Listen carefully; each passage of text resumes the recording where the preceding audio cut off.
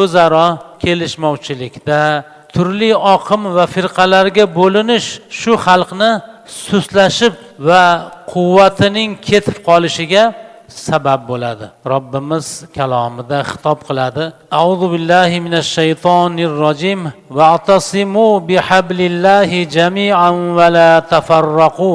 Ali Imron surasi 103-oyat. Hammangiz Allohning arqonini, Qur'onini mahkam tuting va turli firqalarga bo'linib ketmang. Hozirgi oyatda Robbimiz barcha mu'min musulmonlarni birlashishga, tafriqa bo'linib ketmaslikka chaqiradi. Albatta har bir mu'min musulmon odam o'zini haddini bilib, hozirgi oyatga amal qilib borsa, mu'min musulmonlarning jamoasi hamisha bir bo'ladi.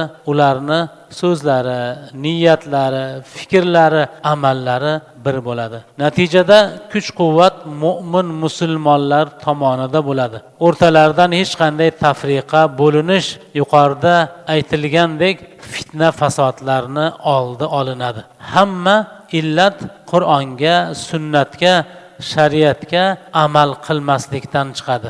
Aqida borasida ko'p gapiramiz. Misol uchun iloh, Xudo haqidagi aqida barcha aqidalarning asosi ekanini hammamiz yaxshi bilamiz.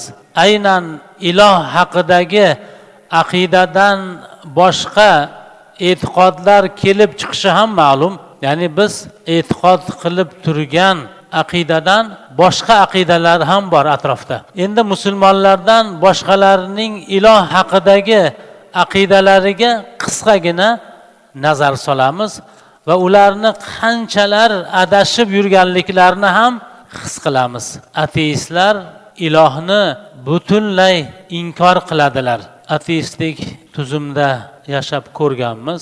Ularni propagandasi, ideologiyasi bilan ham ko'pchilik tanish. Bular butunlay Allohning borligini inkor qilardilar. Bunday oqim ham hozir bor. Majusiylar ikki ilohga, yaxshilik ilohiga va yomonlik ilohiga ishonadilar. Masihiylar Alloh uchtaning bittasidir deydilar. Ota iloh, ona iloh va o'g'il ilohga ishonadilar.